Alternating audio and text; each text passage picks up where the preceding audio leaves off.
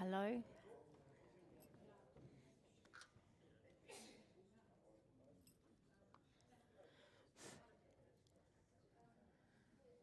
love having the kids coming here. It's good. Yeah. Hello. Testing. Hello, testing. We've done this.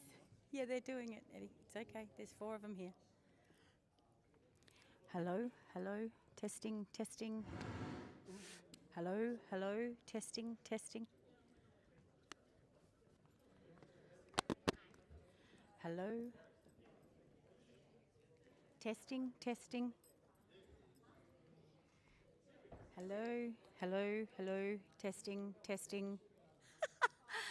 Hello. Hello. Everybody, thank you. Come in and take a seat. There's plenty of seats down the front.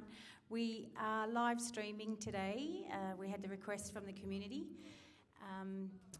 given that it's a very busy time, and so we will be recording, and if you could all come and sit down below the rail, that would be appreciated.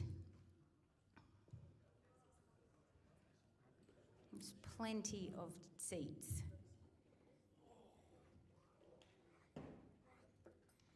We also will have a roving mic to be able to give you the microphone to ask questions, and we have some of our trustee staff that will be running that out to you. So I ask that you put your hand up if you have a question for us. Obviously you are here to ask questions and we very much want to hear them. So please put your hand up and the staff will come and assist. Steph, do you want to take a count for me too? Thanks. I hope that there was a registration sheet at the front if you'd like to get any feedback direct from us. So please, if you haven't done that already, do that on your way out. Otherwise, we will be circulating the minutes and everything from today's meeting. But if you'd like it direct to you, then we'll send it to you. So it's a couple of minutes after. Is there anyone in the foyer? Doesn't sound like it, does it? Yes? Okay, we've got a couple still coming. We'll give them a couple of minutes so that we can give everyone the opportunity to hear what's happening. Oh, shoot.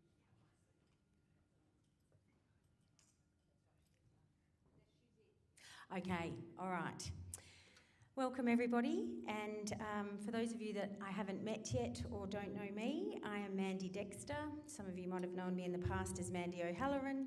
I've had a long association with Carnarvon. I'm your new CEO, and I may have even had the pleasure of nursing you at the hospital during the 90s under the tutelage of Jean Paternoster and Joan Parr. I had a wonderful time there for just short of 10 years.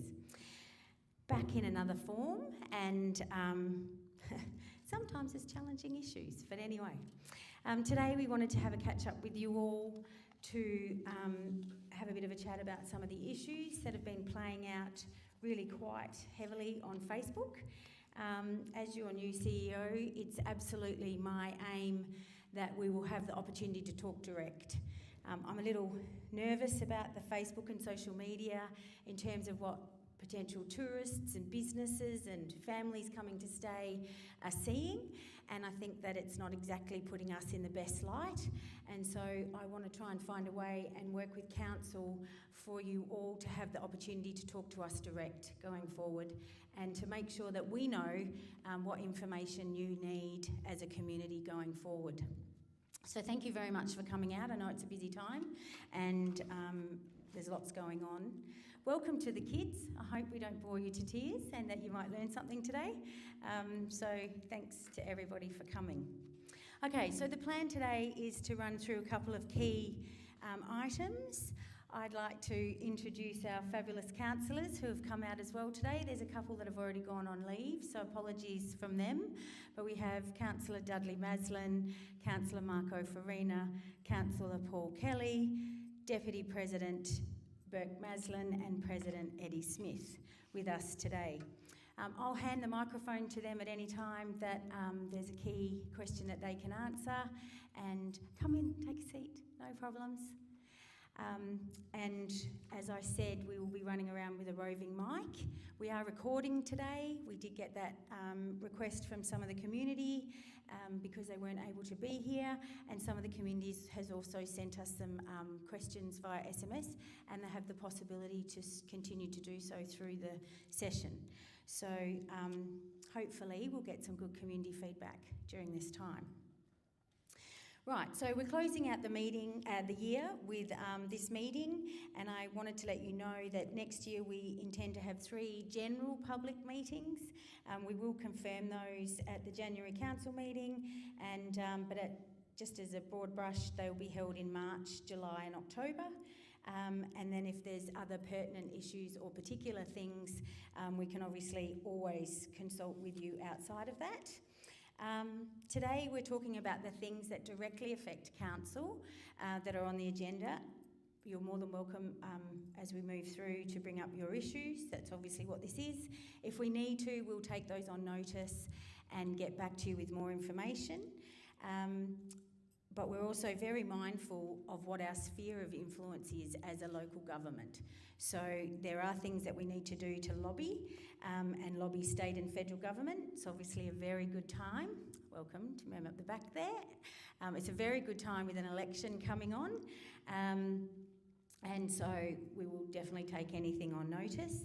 Just today, we were further advocating and lobbying on behalf of the community in terms of some of the living conditions in town, and also to try and get extended liquor trading next week.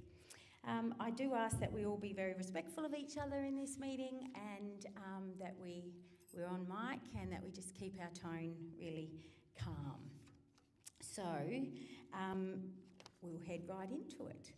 Can you please press go, Amanda? So today we're going to be having a conversation about the blowholes, where we're up to, what's going on from the council's perspective. Happy to take questions on that.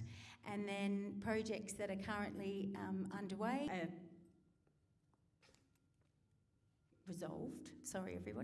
Council resolved to hand back the management order of the blowholes to the state government. A little bit out of exasperation, I think, in terms of the fact that it's been very difficult to deliver on the blowholes reserve management plan. We do, however, want to make it incredibly clear and that it's a time for decisive action to secure the future of the blowholes and to ensure that the iconic site... Oh dear, I need to be mindful. The iconic site continues to serve the local community and visitors alike. So we very much want you to be aware that we are not abandoning the blowholes, but at this point in time, the management plan is not getting the outcomes required. Council has been lobbying for over 40 years, I'm told, and put many efforts in place to try and get a clear path, to have the land resolved, those sorts of things. Unfortunately, the government continues to delay their proceedings and has delayed any outcome in terms of land tenure in an effort for the council to be able to proceed with a lease to the chalets. The situation, as we all know, and I think you've all lived it, has created unnecessary tension in the community, and the Shire is pitted against, and the community are pitted against each other, and this is causing big concerns going forward. So we want to make it very clear that we absolutely want the shack holders to get formalised tenure. There is nothing in the way of that from the Shire's perspective, other than at the moment it doesn't have the land to proceed those leases. So Council's been lobbying for the appropriate land to be allocated by government to formalise the leases, and this has not occurred. So at this point there is no way forward. Council wanted to fire a shot across the bow, so to speak, and said to the government, you have the management order back and you deal direct with the shack owners. And so that's currently where we're at. In order to do that, we have had to cease providing services over the land, and that has meant that we have closed the toilets and those sorts of things for the summer. We do want a resolution prior to the tourist season next year, and we will be calling and trying to play that out during the election in order to get the best possible outcome for the community. Current issues also include, sorry everyone, I just lost my point of view here. Current issues also include that the buildings on the land are still under the order of 2016 January, which I do have copies of the letter if anyone is in doubt and would like to see that from the government, that all shacks had to be removed from the reserve. And at this point in time, the state government is still directing the council to do that. And so we understand that's not what the shack holders want, but equally at this point in time, the government hasn't provided any other alternative going forward. So we are proposing to formalise the leases, formalise the land, and then be given the tools and the authority to address the ongoing management and compliance issues if we were to continue to own the land. Otherwise, Shire is saying to the government, you take it back. That's pretty much it in a nutshell. Anybody have any questions or concerns or any issues to raise? Just one moment.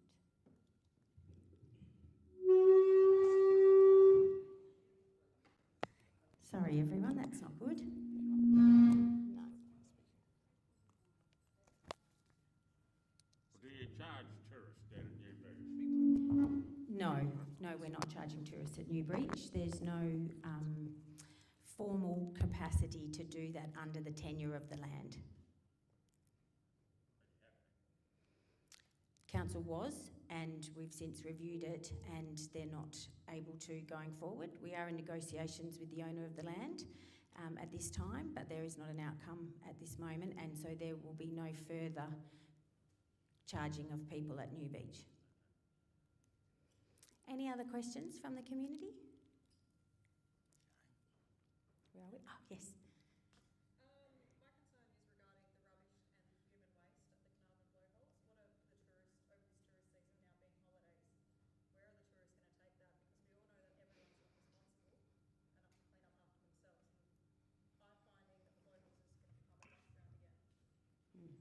Look, we do understand, and we're negotiating with the government going forward. Do you have anything further you wanted to add on that? Just one moment. I think we've got to accept the fact that up until not so long ago there was no toilets at the blowholes, and the toilets have been put in. But I think the other thing that's got to be considered is we have had to take this action because the state government has just refused to even budge on enabling us to implement land tenure. And if we cannot do that, your council is currently at risk, which will impact you all in your rates, especially if something goes wrong. So the advice we've received is we've got to ensure that there is no risk, and that's where we're attempting to do that. If people choose to go onto an area and camp where there is no toilet facilities, I'd like to think people would be mature enough to take portable toilets like they do at many other campsites across Australia, and you take your rubbish there with you, take it home with you. And that's all we're asking. We want this resolved as quickly as possible, so I think it's not a big job for people to do to look after their own waste.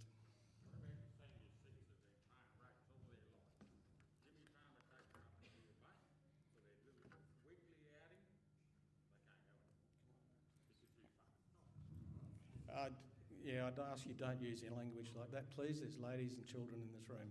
Thank you. I will answer that. Once again, it is the same thing. People, there are methods of dealing with your own waste. It's only with a bit of luck if the state government... One at a time, please. One at a time. Go ahead. We're having some technical difficulties. So, is there a reason why the toilets got shut down? Is the cost of running them? Is it the cost of the amenity of dumping the dump points getting empty? Is that why the Shire's shutting down? The Shire is trying to use handing the reserve, the management of the reserves back to the state as a lever to be able to achieve what we have to legally do. So a lever to local people can't use the toilets and facilities in time, can't negotiate with state government and leave the facilities in. You take a revenue out of 90,000 a year out of there, plus you took us to court, which, hey, SAT's willing to pay for it, but you guys spent a lot of money against Wales and SAT. They could have gone back to facilities as well. Yeah, Mr. Siddiqui, I'll have to check on that first statement about we took you to court. Would you like a copy of it, sir? Because I have it right here from the Shire of Carnarvon. I have no issue with it. Sorry? Oh, okay. So the orders came through. Right. Thank you. But I have no issue giving, but that amenities could have gone back into Blowholes for another 2 years. Can't we improvised some sort of action to keep it going? We've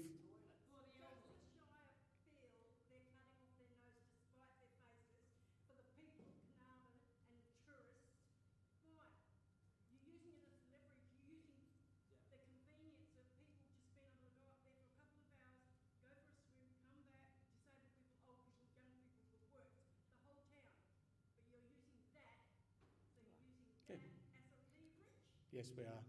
So if you feel,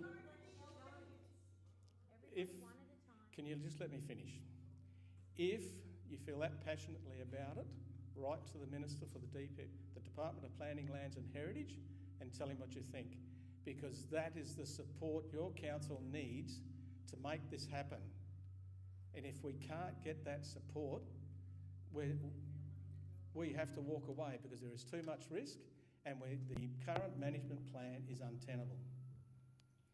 Mr. Elmer. I think moving forward, it's a pretty simple answer. That is, Shire, BPA and the community need to get together and rewrite the implementation plan, because right from the start it's flawed. I mean, there's so many reams of paperwork that show that the implementation plan was a complete cluster right from the beginning. The wrong person was engaged for the job. The Minister acknowledged that at the time. The Minister requested people be involved in it, and those people were excluded. So the way forward, and I've spoken with the Minister's office, as you know, we've discussed that. The way forward is for the community to get together and write an implementation plan that'll work, then get together with the Shire, go to Perth, stick it under the Minister's nose and get it signed. And in relation to the toilets and the infrastructure being closed, realistically, the only people that affects is the locals, because it's not tourist season. We are going to get tourists up there, but it's the locals that are affected by the closing of the toilets. And the BPA is more than willing to take on the pumping of the toilets, the cleaning of the toilets, and the rubbish removal. We're already in discussion with key businesses around town, and we're more than willing to take that on tomorrow if you want it done. And that's what we would like to do for the community. The issue is shutting the toilets affects the locals. You know, instead of using the locals as a pawn on the board, why don't we get together, as we've been saying for years, get together, we'll write a really good implementation plan that includes the whole community. We'll take it, slam it on the Minister's desk and say, we want this signed. Yeah, thanks for that, Shane. I've been trying, as you know, I've been lobbying and advocating for 5 years for a review of the management plan, because it isn't just the Shire of Carnarvon's or the BPA's management plan, it's the state government, the landowners' land, and it is their management plan which we have to comply with. I'll take one more question from Mr. Siddiqui. The rubbish wells that's getting dumped today, I can show you photos right now if you like, I can send it right to you. Who's going to be reliable for removing that rubbish from the public reserve? The landholder, the Department of Planning, Lands and Heritage. Right, so it's got nothing to do with the Shire whatsoever. The landholder is the Department of Planning, Lands and Heritage. So all the legal parking on top of the rocks, the amenities and all that, so we complain, it's got nothing to do with you guys at all. The complaints need to go to the Department of Planning, Lands and Heritage. I complained to Dean Andrioli and nothing got acted on. The land is owned by the Department of Planning, Lands and Okay, so Heritage. nothing to do with you guys. So the state government has taken it back. Have you got legit paperwork that the government has accepted the land back? No, Right. but the land So is, you're still under legislation, you're still under oath to take that land and do something about it, is that correct? yes, to a certain extent. It's unclear. Unclear, I want an answer. Is it still under your oath to do something about it? But I can't answer that. Right, I thought as much. Just one quick outcome there. We did get, so President Smith is quite right in that we have had a letter back from the state government that has said that they will decide when we can do the management order discussions and that it will be after the election. So we did get that back from the Minister's office. We certainly can come up with the plan, but they absolutely see themselves as the lead in terms of what happens on the land, and we have a power to lease. We don't actually have a power to do certain operations, and at the moment, going forward, it's very unclear that if the BPA was to take on some of those services, if anything happened to anyone on that land, the ratepayer could likely be liable. So we just need to be incredibly mindful that many people like to do things voluntarily, but when something goes wrong and they can't go to work the next day or something, then they are often looking for an outcome. So as an incorporated association, we actually went through the process and negotiated with the Shire to form a company limited by liability and take on all the insurances required. And that's where we were at before the blowholes, the last working group was suspended. So prior to the last suspension of the last blowholes meeting, that's where we were at. We were going to go and form a company incorporated with limited liability so we could take out an insurance policy, that way negating the Shire of those issues. So all of this has been done. So all of through this has that been worked out. though, you would need to have land tenure and have the lease. Because the council can't enter into those things, and so the state government would need to give you tenure over the land. If you have tenure over the land from the state government, you can go and do whatever you like. But without that happening, at the moment, you're quite right, the management order is with the Shire. The Shire has formally issued to revoke that, and it is sitting with DPLH at the moment. So DPLH and the Shire are the ones that are working that through. And have said at the minute that all conversations and directions need to go to DPLH as they do at Coral Bay and other places. I just want to say that according to the state government, West Australia ends at Ellenbrook and Busselton. They've got no interest in anywhere else but spending their money in Perth to improve that. They've got no interest in us. They've got no member up here for them to try and get things done. So why can't we work it out ourselves and exclude them? You ask them where Carnarvon is, they've got no idea. And I know this for a fact. When my husband was in Perth at the hospital and they said, you can go home, we said, we've been home. He said, where's Carnarvon? So they're not interested. And all of this leaving it to the government to do their bit, they couldn't care less. As long as their bridges are open and their ring roads are open, that's all they're interested in. And so now they're waiting until after the election when, if they get kicked out, someone else can take the problem on. I don't disagree, but I do believe that if every person in this room actually spoke direct to the government, this government that's in at the moment does not like hearing from the person in the street.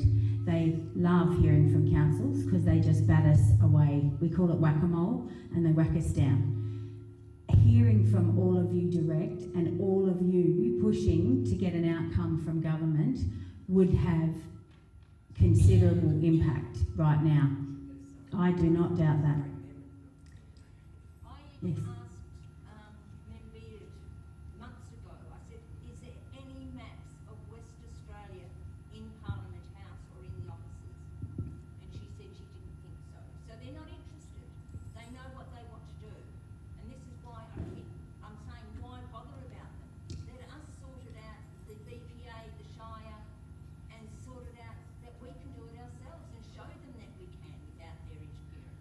The problem is that there is many legislative requirements over that land, and the Shire isn't in a position to act in its own right. Right now, there's a planning policy that's in complete and utter breach, and we either need the decision of council to say that we're not in breach, or we need them to allocate land that we can move the chalets to.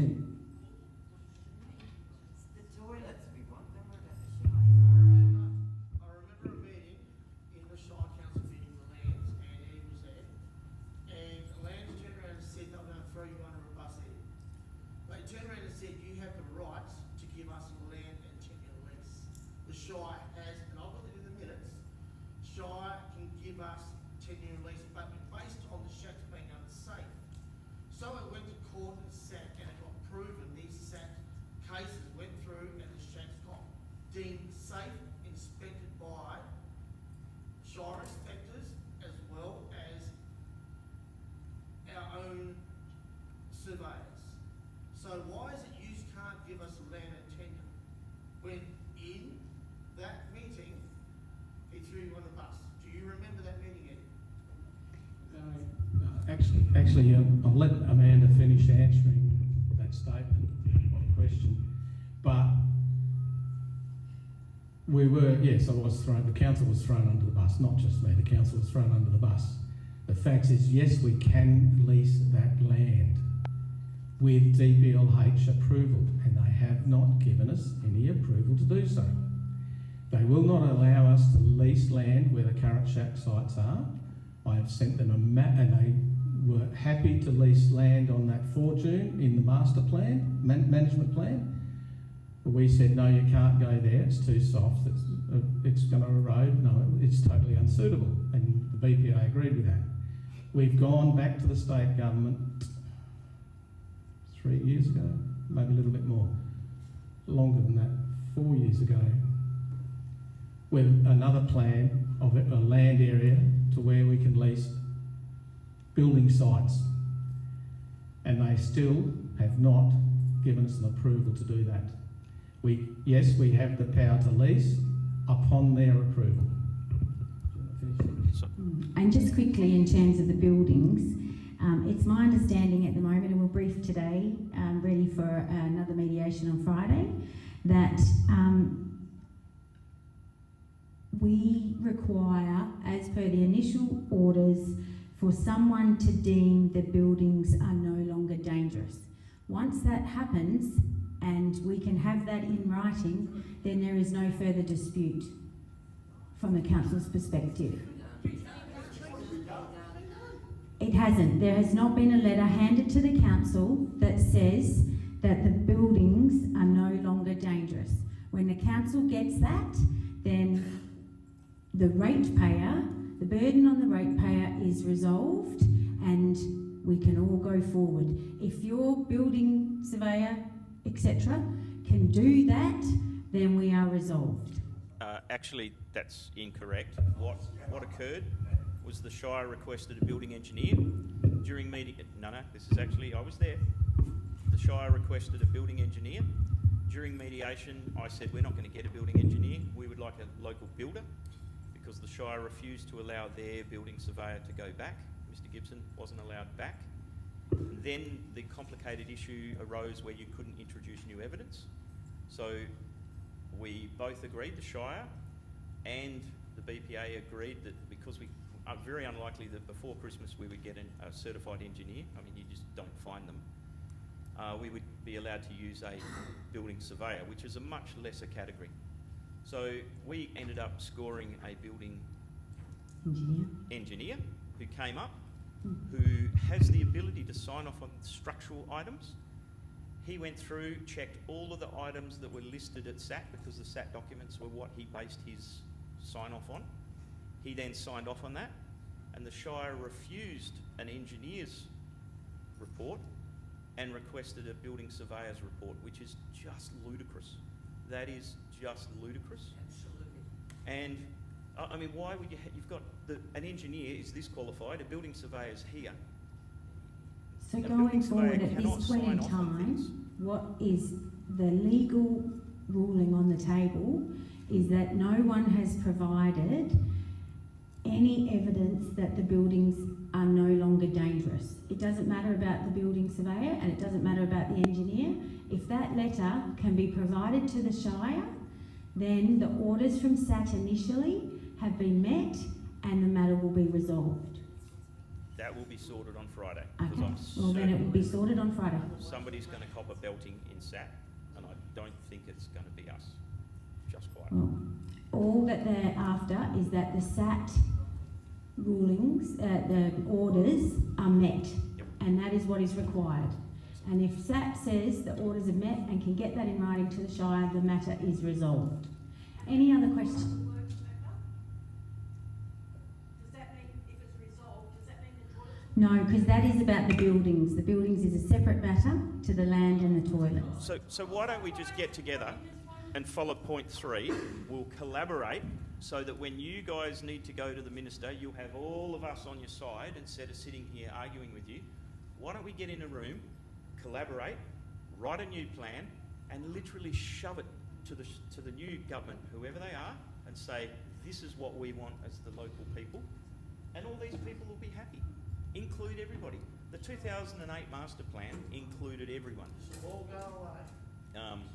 Well, look, I think that there's some way forward for us to take that on notice. So this is recorded. Let's take that on notice and let's come back to you with a plan. I think would councillors be comfortable at this point in time? What I do have to say is that the limitations of the law is what council absolutely knows and what they have been banging their heads against for a very, very long time. So I need you all to understand that I think, yes, collaboration is very important, but equally there are incredible limitations of the law that does not allow us to act. Yes.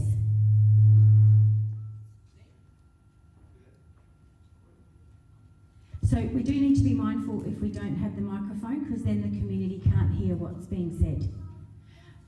I'd like to know for what reason, under what section of what act, the council's here deemed to destroy my shack, which I had no notification of sent to me at all. It was completely been taken away, destroyed, not returned to me any more property. All new material that was put in there to make it safe, up to standard to be able to be passed by the engineer as well. Taken away, no communication, nothing more after it. Absolutely gone. All my kids haven't all been up there since it got destroyed because they're hungry. They don't even know about it. Okay, so we'll need to take that one on notice. I can give you the order that the Shire had under section 2.22 of the management plan. The Shire has until the 31st of December 2016 to remove all shacks from the reserve. So I need to take that on notice, and if we've got your details, we'll be able to get back to you on that, and this is recorded. Thank you. Pardon? Is that so the Shire can go ahead and build a caravan park on that site? At this point in time, I don't think anything can be built on that site under section 2.6 of the Planning Act. So why is it equity fighting to get rid of the shacks if nothing can be else? That's in the management order, that's not what's being discussed in terms of that today. That's not really on the table, that's not our jurisdiction at this point. Because you're saying we've got these shacks there, we don't want them there. To get rid of them, we're going to shut the toilets down and make the government. That's actually not the reason, so we need to just take it easy. We need to understand that that is the order of the management plan. And that has been one of the dramas, is that we haven't been able to make any way forward with the government or not. So that has been a ruling that has been given to us that was signed and sealed. So we need to be very mindful that that's what we're trying to change. So you're pushing. Karina, Police. can we just get the microphone to Karina? Right. Has the Shire asked specifically why the government wants the shacks moved? Have they said why it's causing absolute mayhem up here? Let it go.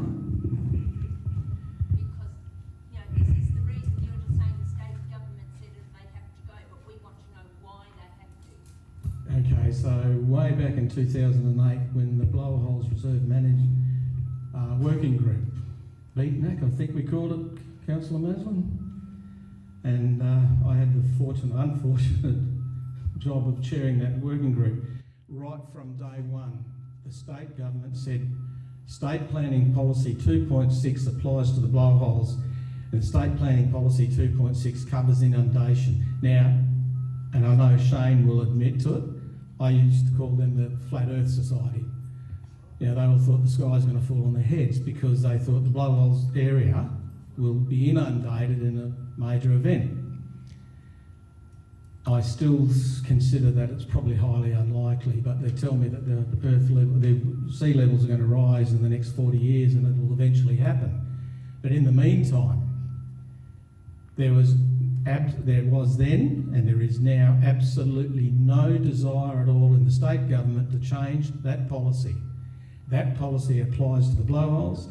That area of the blowholes is considered to be in imminent danger of a inundation. Therefore, you cannot build upon it. I understand that you're all getting angry about that, but that is the government's position, full stop. So we have tried to get the state government to agree to another area of land to put the shacks, because we can put, hopefully after Friday, we can put the shack orders aside and get them out of it. The real argument is land tenure. And without the shack owners having land tenure, a lease on a piece of land, we go nowhere. But be mindful, the current plan and any future plan needs to include the fact that there will be leases available to the shack owners. And this council is demanding that stays there. So we are trying to work forward for everybody. But I call it the council is the pig in the middle of an argument that is effectively an argument between the state government and the shack owners, not us. We're trying our hardest to apply that management plan because it was signed off by the state government, it was signed off by the Shire, and the original management, or not the management, management, there was a plan, an original plan. The 2008 plan was developed and it was signed off by the BPA. Then in 2014, they developed a management plan to implement that 2008 plan, which had some changes that are unsuitable. So I've been asking since 2015 for the state government to review that plan so that we can in fact move forward. But we keep hitting brick walls. Just tell them that they don't know what they're talking about and really fight for our town, which is... I think you need to be very mindful that council does absolutely fight for this town. What actually occurred was, and a lot of you guys were at the meeting, we couldn't understand, the BPA couldn't understand why, when all the reports were written, said the only ground suitable for the chalets was on the current location. There's like 3 different reports that state that. What occurred was I went to Perth with Dr. Lutton to discuss 2.66 with the Minister's office. While we're in the Minister's office, the Minister said, look, we're disappointed in you guys. We thought it all had it all sorted and you guys were going to stay where you were. But then you changed and you wanted to move to the dunes. And at that point, I got somewhat angry and frustrated and said, no, we never wanted to move to the dunes.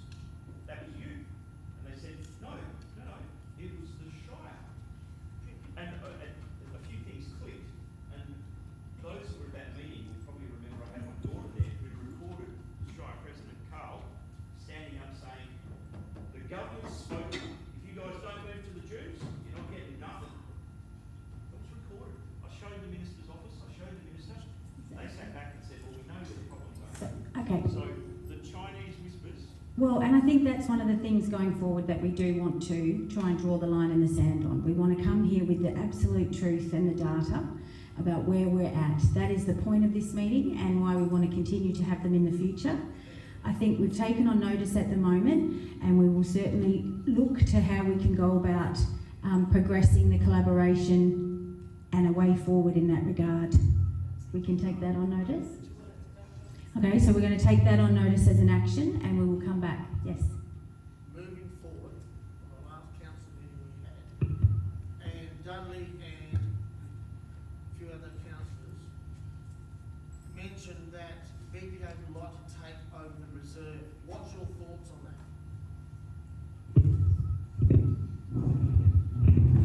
the BPA would more than, if you wish to take over the reserve, you go and deal with Department of Planning, Lands and Heritage. Taking the reserve and you're happy to write a letter to state government telling them that we can take over the reserve and manage it. That'll be between you and the state government. So you're not happy to support the local people of this town, which the blowholes was given to the local people of this town years ago to support a local community.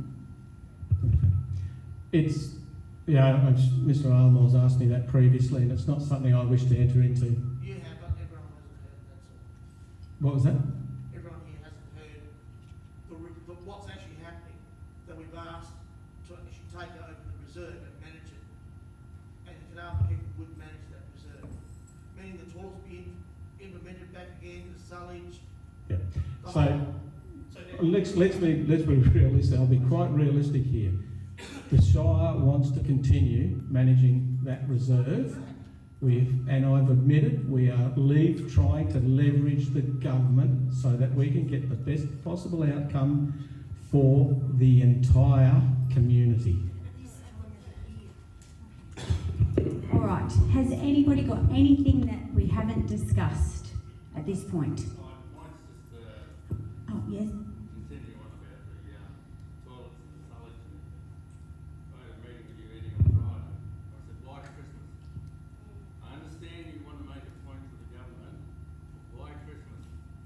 And then you said, Jess, please give everyone the opportunity to have their say. then you said it was Easter.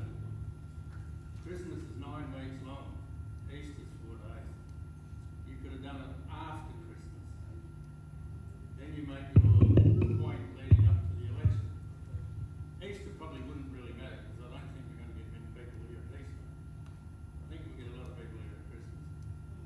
So I was really disappointed on that one there, being a ratepayer. Okay. Christmas. Thank you for your comment. One more up the back there. Sorry, just one moment. There's another lady behind you. As a tourism business in Carnarvon, I'm just beside myself actually, because I don't believe you councillors support tourism. All year the visitor centre has been promoting that blowholes, and you can go back and look at your Carnarvon visitor centre, your Shire footage that Andrew did. It's all promoting the blowholes and snorkelling in that aquarium. Now you go and look at the Facebook pages for the last few weeks, and you're suddenly pushing Exmouth, Ningaloo Reef, Coral Bay. You're not even pushing our own town. Our businesses are dying because you're pushing everybody out.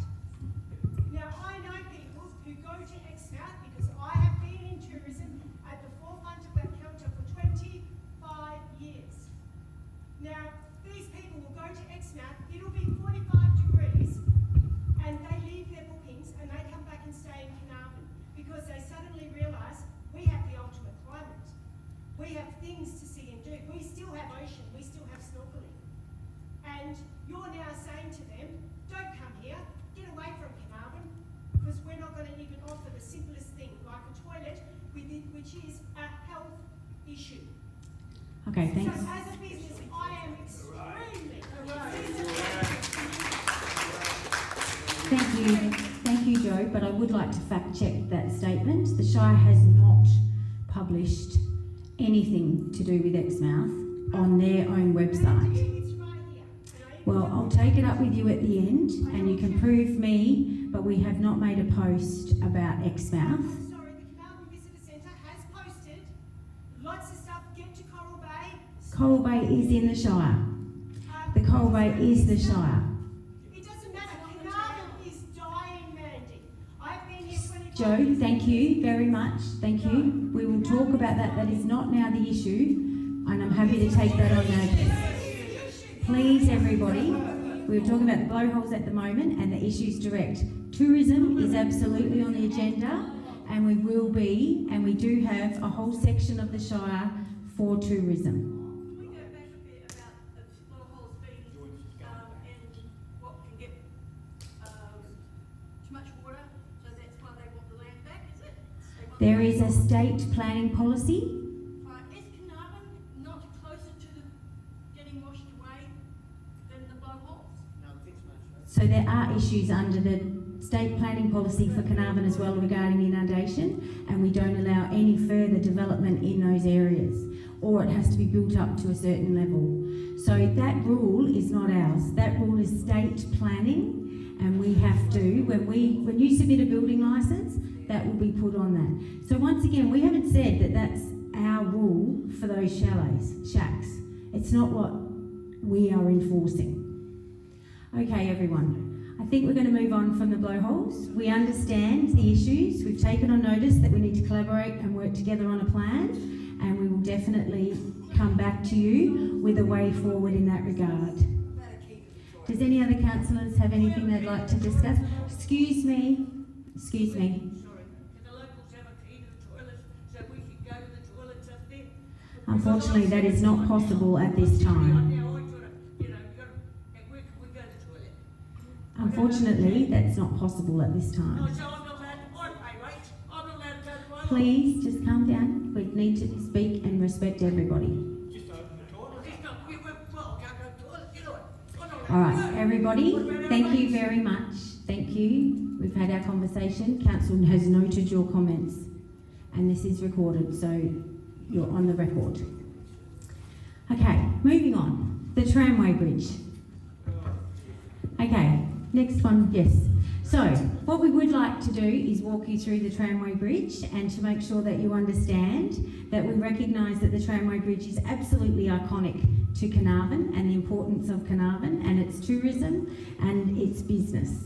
So the tramway bridge is also now considered by the state government as one of the most intact examples of the former public works bridges in Western Australia. The Department of Tramways serving coastal Western Australia, that's what it was, the Public Works Department. The tramway bridge is also the longest of its type and unique in still having restorable original fabric. So, just to quickly recap where we're at the moment, the Shire engaged GHD to provide a condition assessment and structural design for repair works to be completed. So that was actually not something that we found. We went out and authorised that project. The abutment 1, which is the Whitlock side, the 26 piers were included in the initial assessment, and that was because they were identified as having some of the most significant deterioration that you could see visually to the eye. The reporters highlight the importance of conducting the remainder of the assessment, and we're looking to have GHD back in February to do the whole bridge. I'll just get through the introduction and then you'll be the first off the rank. The project's fully funded at this point for the full assessment by the LRCI, which is federal funding provided by the government for infrastructure and needs that are often unfunded in local governments. And the Shire has contributed many time and hours and 60,000 to date. So, just quickly running forward, the majority of the superstructure is actually in good condition for its age, and there's quite limited deterioration in that regard. The superstructure includes the stringers and corbels, but it is the deck on the top, which has once been flipped, that's actually not in good condition, and there has been some termite work that's through the structure, and obviously we need to get onto that as soon as possible. The substructure, so the piers, which are the 2 piles under each of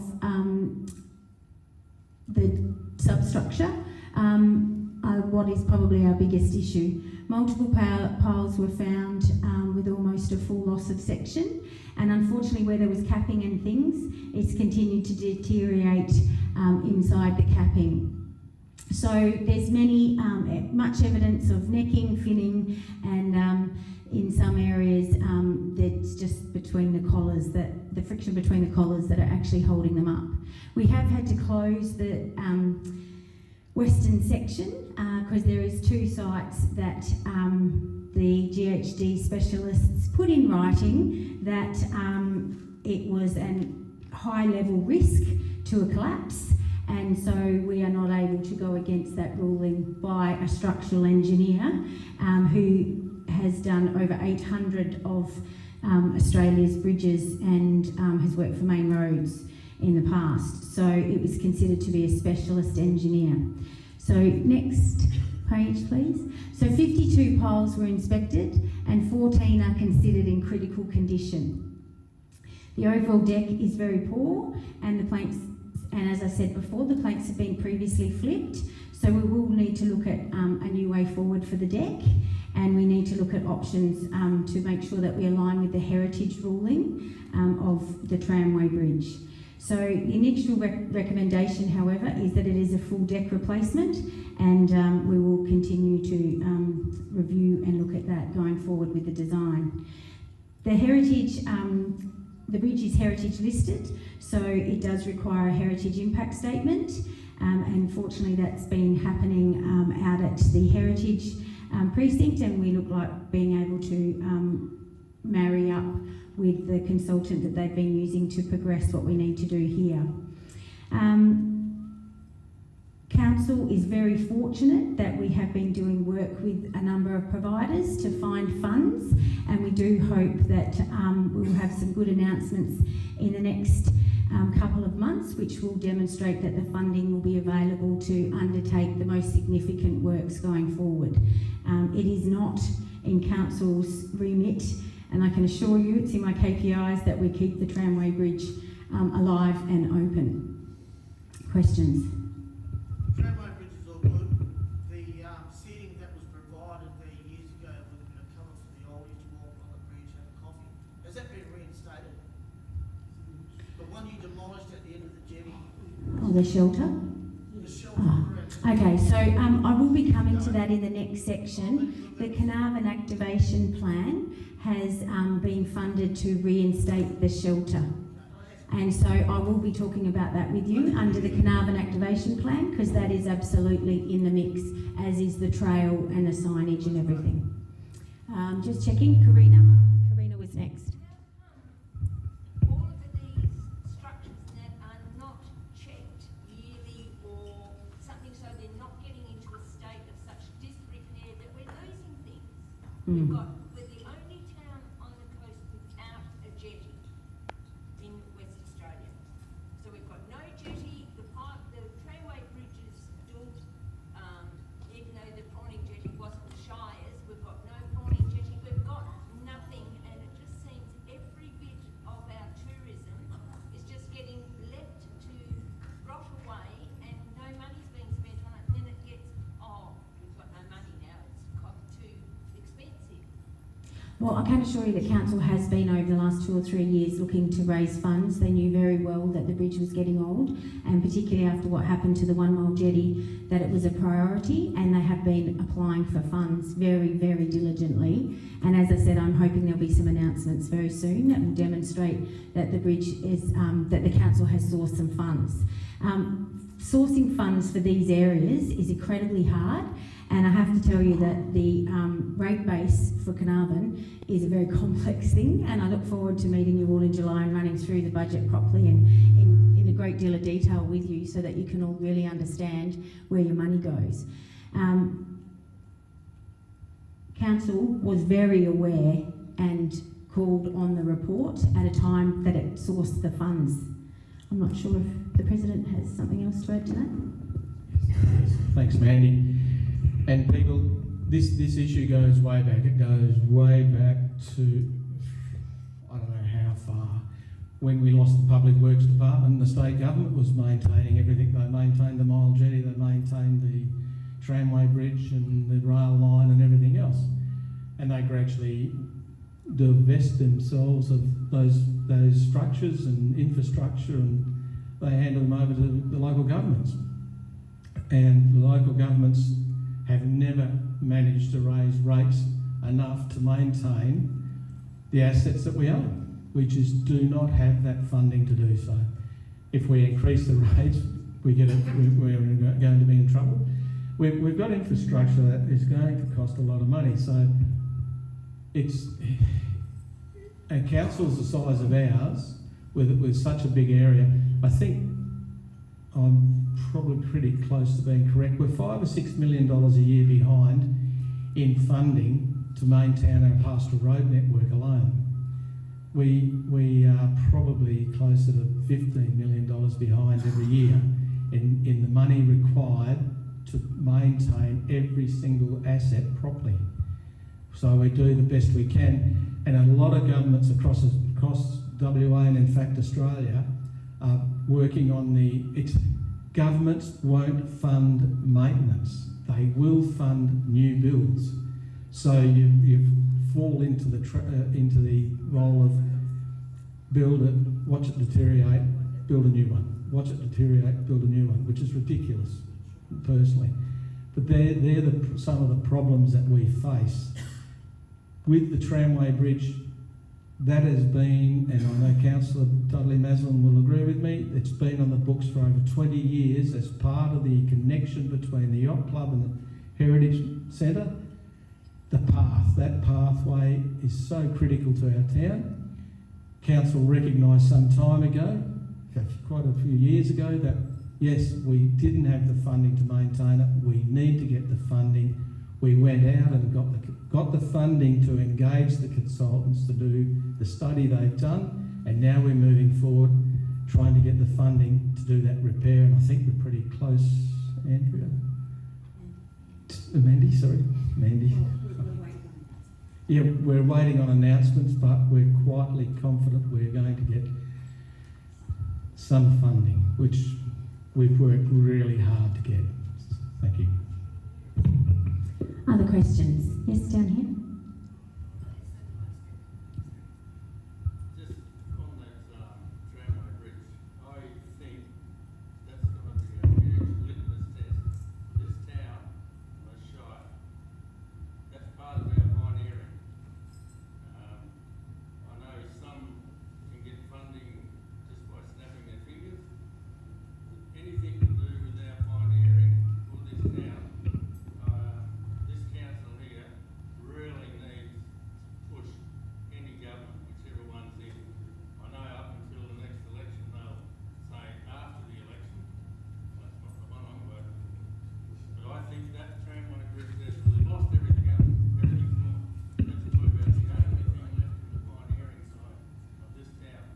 So I think this council here, in this town, that's going to be the biggest litmus test of the whole lot. As for your $6 million buying one of your roads out the pastoral, well, the government's getting rid of pastorals anyway, so that ain't going to matter. Well, I'm sure the pastoralist ratepayers won't be happy to hear you say that, but going forward, the tramway bridge, I can assure you, is absolutely in. Council has not said on any level that it will just be letting it go. Other question? This question's from Julie Westcott Nelson, a previous councillor who can't be here, sends her apologies, just texted me something and asked me if I could ask the question. And that is, I'll read it out. Thank you, Mr. President and councillors, for calling this community consultation.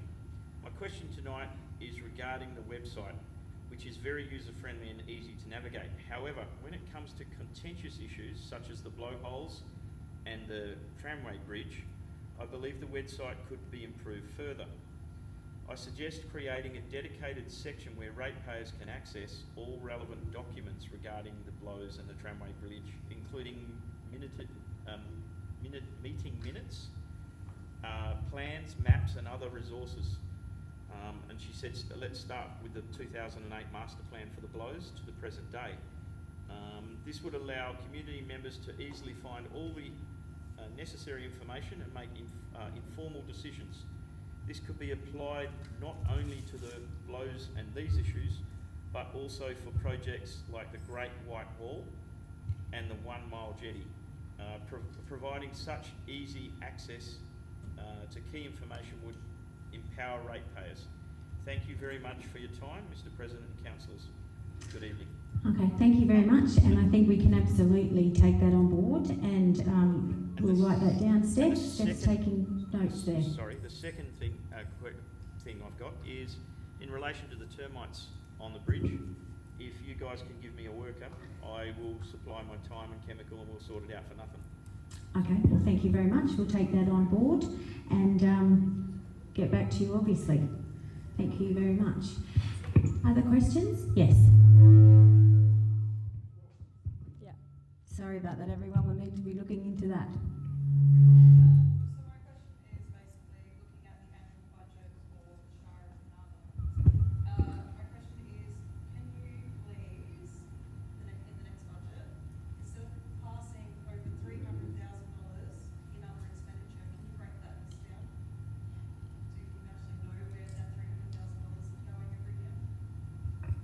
I'll talk to you afterwards if you want to raise where that is, and I'll look at that, and we'll certainly.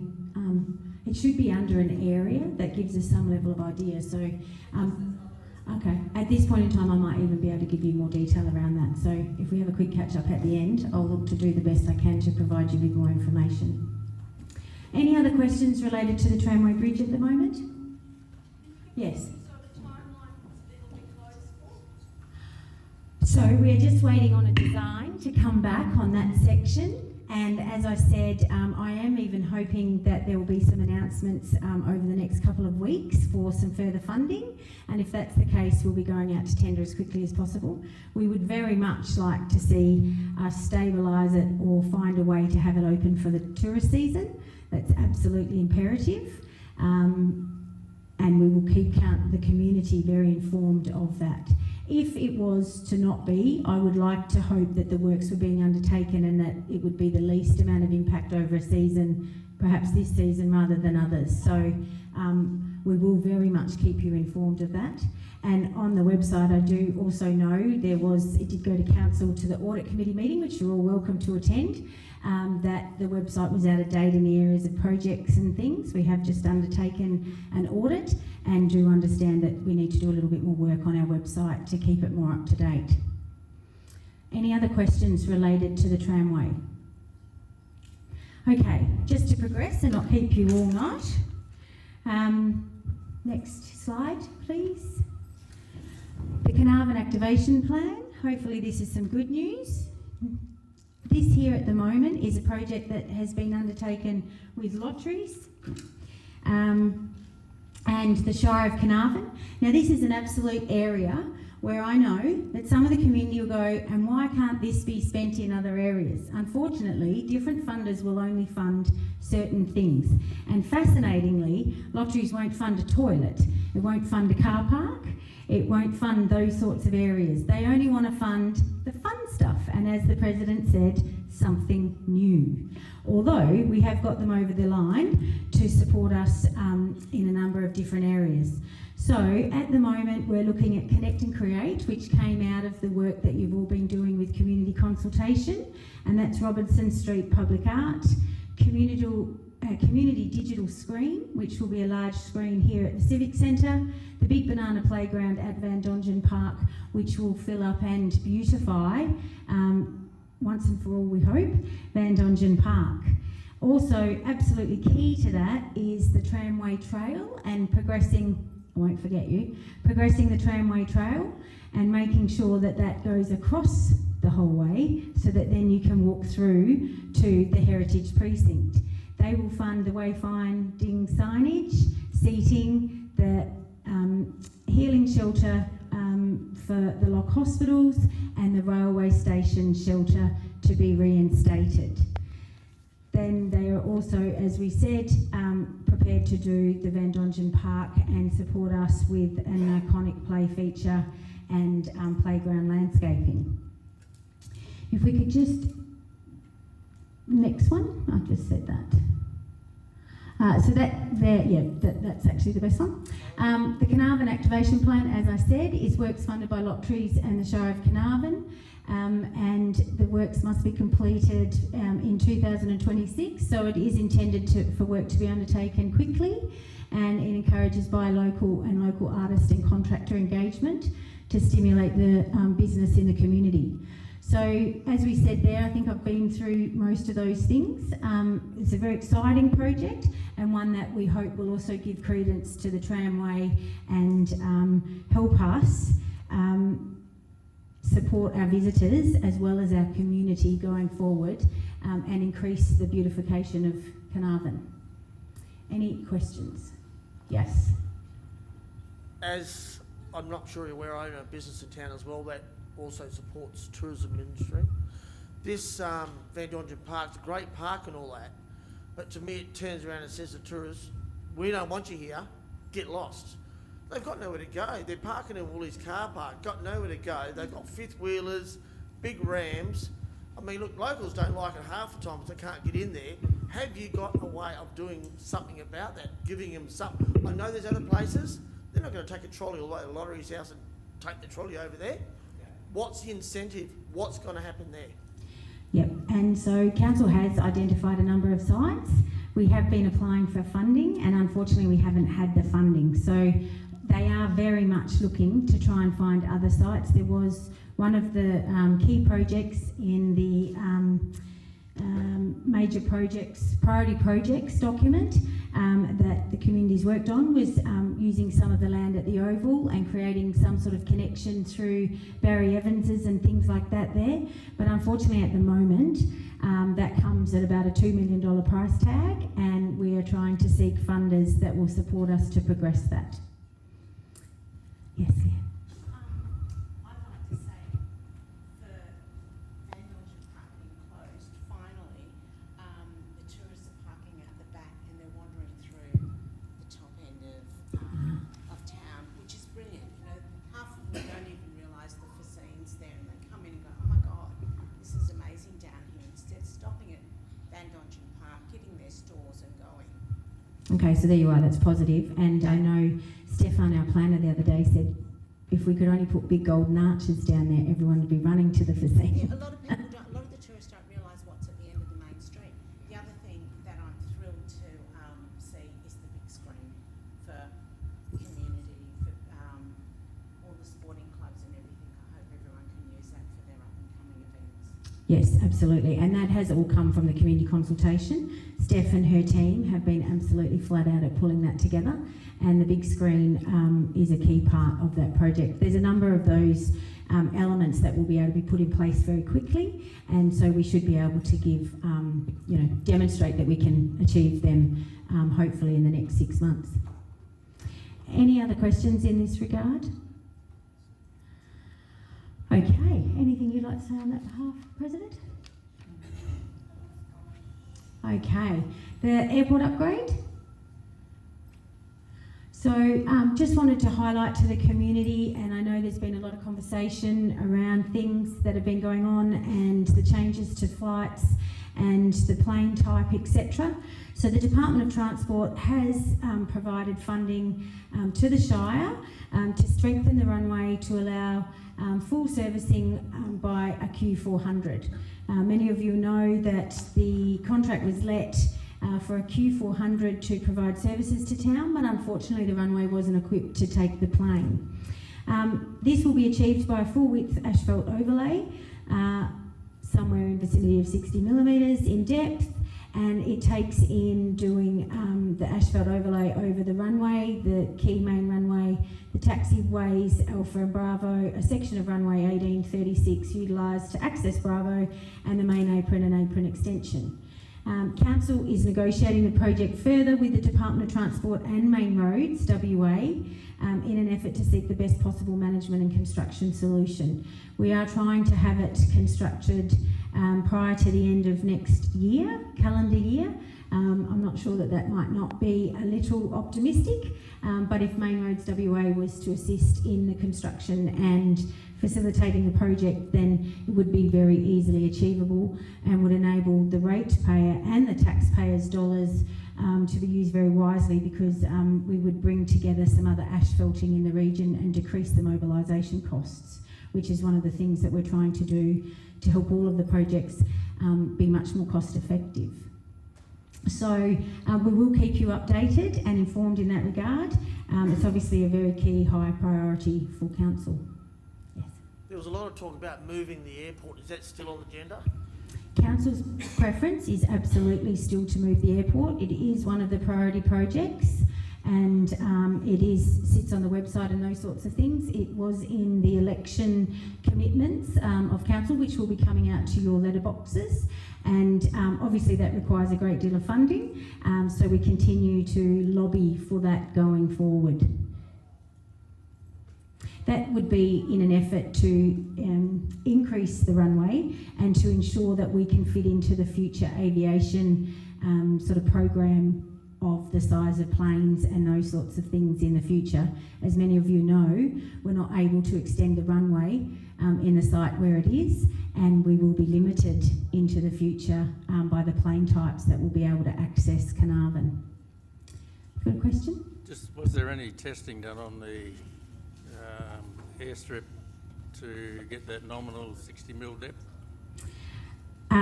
Yes, there has been a fair amount of testing done, and we actually had inspectors there again today. There's been considerable work undertaken in that regard, and the design will be undertaken by an aviation specialist separate to the Department of Transport, Carnarvon Shire and Main Roads. And then, you wouldn't believe it, but the Department of Transport has also asked for an industry review of that design to make sure that it is peer reviewed by engineers to make sure that the design is absolutely sound going forward. Are we able to get a copy of that report, the testing report? When all those documents are released to all of us, they will go through council, and all those documents are always public in terms of the design and things. There may not be the pricing, but there certainly would be capacity to share the design once it's done. If there's any rutting on the airstrip, will there be corrector put down prior? So at this point in time, there's incredibly minimal rutting, and we keep watching it every 3 months to see where we're at. There's a bit of skewing on the turning node, but at the moment there is very minimal rutting. Because if there's any overlay to be put on, you can kiss your $6 million or whatever it is goodbye. Overlay, very, very expensive. So,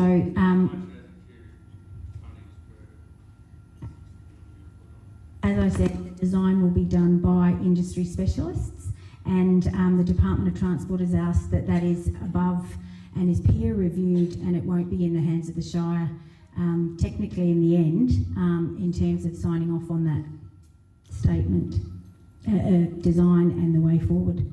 Have you got anything further you'd like to add, President?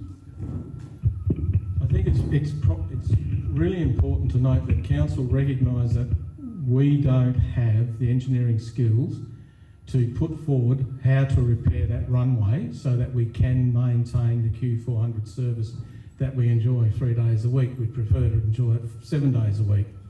So Council made it loud and clear to the Department of Transport that we would not be managing or running that job. We do not have that capacity, and that is specialised capacity to do runway maintenance, design, or even construction. So we were very, very, because we really did not want to be part of that. We went out and we asked to get the best possible people to do this work for us, and I believe that's happening. So the liability will also sit with them if these things fail, if this work to a degree. But you know, what do? You go out and get the best you can, and we hope that's what we get, the result that we all hope to see.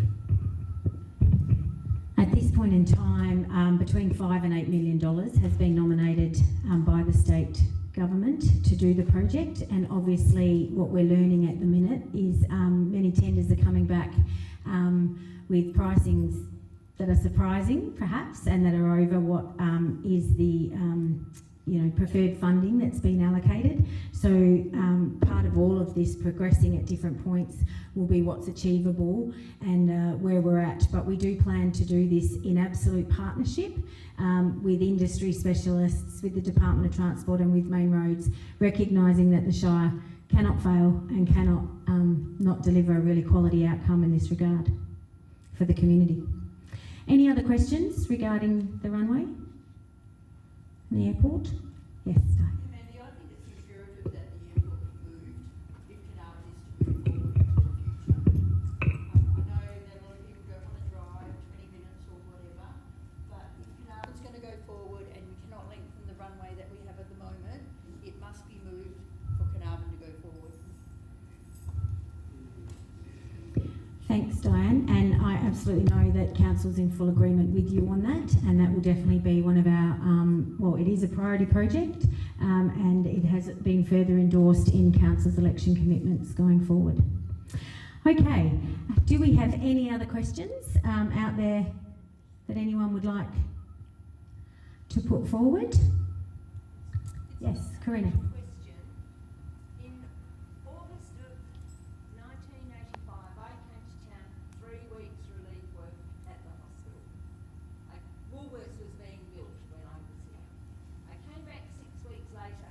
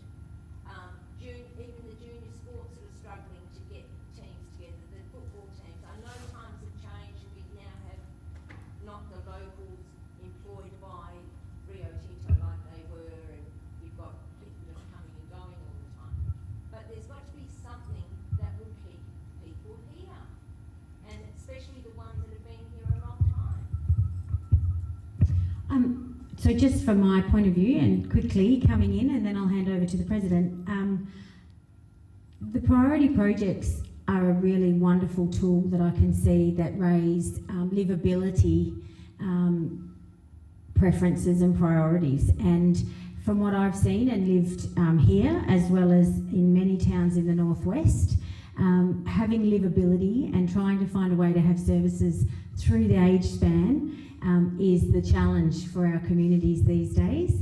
I think that some of these nice things to have are incredibly important, and then it is absolutely jobs. I think that the council's election commitment, which will be going into your newsletters in the next week or so, highlights that there needs to be far more business and that we need to get back to the business of running rural towns. And so having a housing industry, having more maintenance, having the sort of services that were provided locally before. So everybody having apprenticeships and those sorts of things, more jobs, is absolutely essential. And I think that the priority projects looking to move the airport so that there's more services that can come to town. People can FIFO out of here because that's a big key thing. Businesses setting up here have access to the rest of the world. And looking at ways that development can continue. So I think that council is on the right track, and I do believe it is in the hands of council and the community. Tourism, I think a great deal of work is going into that, and I know that next year to really try and pull together what's going on in the region. It will include trying to provide a way that people can stay in the Gascoyne, not just in Carnarvon. I don't know that the tourist stays for 3 months anymore anywhere, unfortunately, but how can we try and help people travel around the Gascoyne and see all of the festivals and events and come back to us maybe a couple of times? So I think there's a great deal going on. Perhaps it's come a little late, but I know that people are quite geared up to wanting to really try and progress that. Another question? I know Exmouth's got a very big airport because they're international. Does Carnarvon have to have a certain minimum of people or flights going through that airport to warrant an airport that size? So the airport in Exmouth is actually about the RAF base of Learmonth. It's not that it's international, it's that it's a federally funded runway. And I've just come from being on the Northwest Defence Alliance and looking after Curtin and Learmonth in that regard for the state with local government's perspective. And so Exmouth is incredibly fortunate. And interestingly, the community of Derby won't use Curtin because they say it's too far away at 35 kilometres out of town, and so then they try and maintain another airport. There is no ruling over what happens, but you obviously only get a certain amount of funding, and it's a bit of a chicken and an egg. If you don't have services, then sometimes the government won't fund you, but you can't get increased services if you don't have a bigger airport. So I think that we absolutely have to lobby. I think it only requires a couple of key changes to occur for us to be able to start to lobby a lot more in that area. And if there was to be some development with the food bowl, if we could increase the tourism just a smidge, if Leichhardt does expand to a degree, a number of those small things happening, trying to get 10 houses built here a year, ongoing year after year. If we could try and get some of those things back on the board again, I think that you would start to really chip away at the need for that airport. And again, we need to lobby incredibly to the state and federal governments. They both fund airports.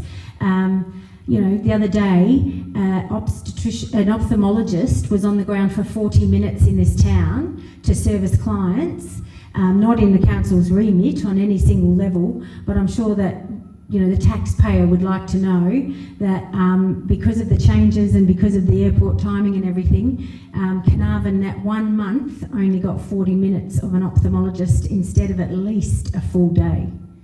So, but we need people to talk up because the council does. The council goes there for you and they go there hard. But the government just says, oh yeah, it's the council. If 200 of you all started ringing and writing letters like we used to in the old days, I can assure you, you would start to get heard very differently. Yes, thank you, Mandy, and you did a great job of that. It's absolutely 100% accurate. So for our town to develop. We do have some stuff coming up with Leichhardt, etc., Province Resources, Hastings. If some of these things finally get on the ground and happening, we can move forward. The development at the old seafood site, that is a wonderful development. If that comes off, we will have a caravan park on the beach. We will have a significant increase in visitation, and that's a site that will demand the type of tourist that wants to fly in the jet. And we cannot go back to the same type of services. We cannot not go back to the same type of services we used to enjoy. Where we had the jet service into Carnarvon, we used to get our mail the same day it was mailed in Perth and vice versa. You could get parts out of Perth. Perth was an hour and 10, 15 minutes away. It was a wonderful service. We don't get that anymore. We had fish being sent to Japan 4 hours after landing in Carnarvon off the boat. It's amazing what was happening, and that's gone. Aviation is like the Australian road network. We've got a Highway 1 all the way around Australia, and it's critical for transport in Australia that you've got a connection. Carnarvon is not part of the Australian aviation network. And without doing that, and without being part of that, you don't get the travellers coming through by air. And we have to put up with the smaller planes that will eventually go out of service. And then where do we go? So your council is working its butt off trying to get that up and happening. The other thing is, and I've got to bring it up, and I'll check that in a minute, man, but I've got to say this. We've got to, as a community, we can change it. We can change what is happening.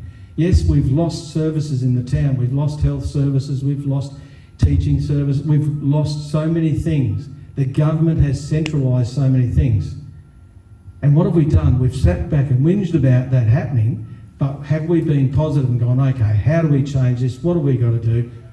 We still are Carnarvon. It's a fantastic town. I love it to death.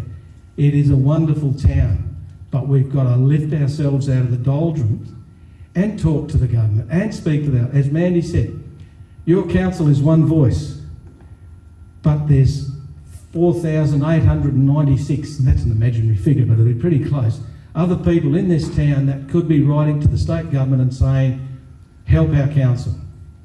And that's what we need to do. We are a fantastic town.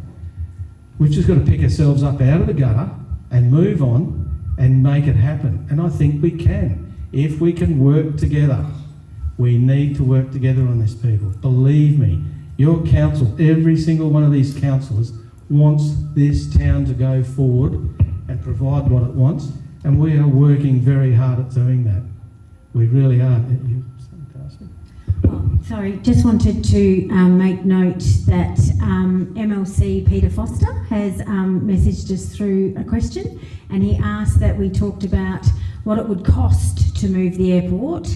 My understanding is that some concept planning has been undertaken, and it would be anywhere in the vicinity of 50 million to move. But that, of course, would depend on the level of services that went there straight away, etc. He also that we talked about how we would manage it. I think that from my experience and from building airports and things at Onslow and working at them across a number, 6 other sites, running it, we already run the airport at Carnarvon fully to meet the needs of CASA and to run a service that operates at a very acceptable level. And I know that we're a low priority airport in terms of any concerns. So I don't think that managing it would cost any more, but we certainly are looking in the vicinity of at least 50 million to try and move it. Yes, another question. The levy banks that you provided around Carnarvon, over time, when it used to flood, and the airport was the only way Carnarvon would get supplies into Carnarvon. Is the levy banks outside of the airport going to be sufficient enough to, or how do we get it in? It's going to be helicoptered in. Normally, Carnarvon's a lifeline from that airport. It was just there. So will the airport stop? Will the flood levy stop from flooding? Obviously, it's going to be built up to high standards because there is a lot of water out there on that floodplains. I will hand over to the President. Levy Banks, I'm still to get my head around, so. Yeah, I'm more than happy to answer that. Back in 2010-11, I'll look upon the former Shire President Dudley Maslin on this one. There was a lot of studies done, and there was conceptual plans done, the surveying done on the northern site. Yes, there would have to be a small amount of levee system to protect that airport from flooding. With the current flood mitigation that's in place, we would be looking at a maximum, I would suggest, of 3 days of not having vehicle access to that airport. But keep in mind, in the 2010 flood, we broke every law in the world getting people in and out of that airport on the back of a truck. You would not do it now. The liability would be too great. Their flying doctor service did not fly into the town. It will not fly into an airport that is flood bound in case an aircraft goes down. So if we were to shift the airport, the difference would be absolutely minimal to the current airport to going to the new one. That flood mitigation works done after the 2010 have made a significant difference to the amount of time the road would be cut. And it's getting very close to very little time, in fact. So that concern has been well and truly addressed. I did just have experience with the Fitzroy flood and managed the recovery for 19 months there. And I can assure you that moving 6 people at a time in a similar circumstance to get to the airport when you are trying to evacuate over 1,000 people is a massive, massive undertaking. It needed to happen by helicopter, and we were not allowed to put anyone on the back of trucks, although the trucks would have actually done the job. Just quickly, everybody, we have had another question online that talked about how do we get in touch with our politicians. All of our politicians and the government have nearly every single MP has a Facebook.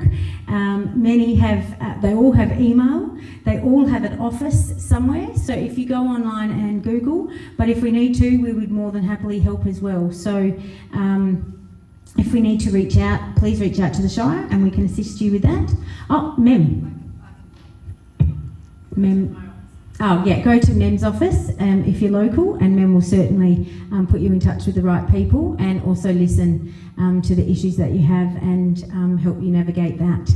The other thing just that I do have to humbly confess to is that the agenda on the Facebook post mentioned the Pioneer Cemetery and the fencing, and we have actually missed it out of the presentation. That is my fault, and I do very much apologise.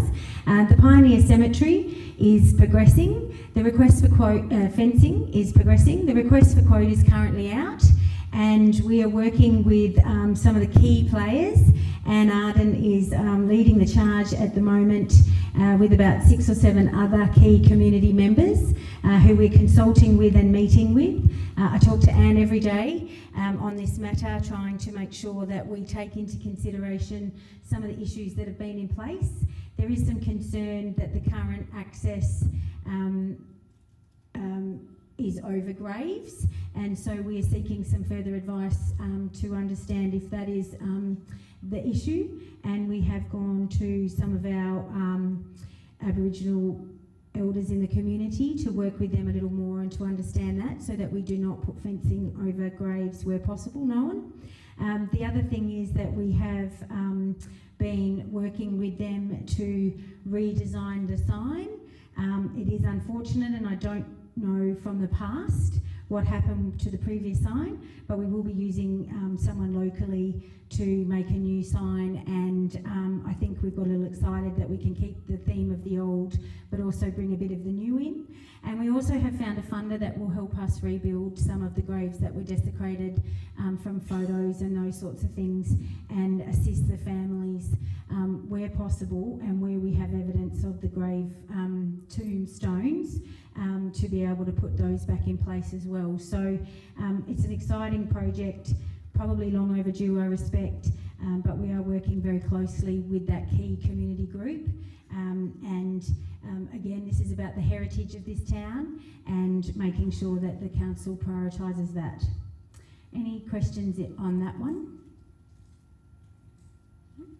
Okay, anything further? It's time to probably wrap up. We've kept you here long enough. I appreciate all of your time. Any final questions or anything you'd like on the record, we can certainly take it on notice and raise it again at the March meeting, or get back to you sooner, as I said. As I've said up there, we will publish the meeting notes for anyone who's not here and anyone who would like to call on it. It is also recorded, and so we have had some feedback that they didn't always hear the questions from the public, so we will try our hardest to fill those in appropriately. And it is on the Shires, will be on the Shires website and our YouTube, so you will definitely be able to access that. And the dates for next year will be finalised at the Federal Council meeting, so that they'll be published. Oh, sorry, question up the back. Say something for the boreholes. Mm-hmm. Is there, because you keep saying that you're waiting for the government, what is the possibility that DBCA don't take it over and turn it into a park from the Shire? It is a possibility. Yep. DBCA is the, like national park, they can turn it into a national park.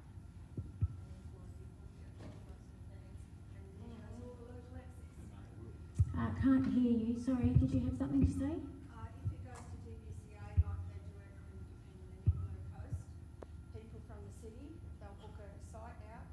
I've been there, and there's like 15 sites all vacant. I said to the coast, why can't we move there? I know someone's got that booked, and they've paid for that site.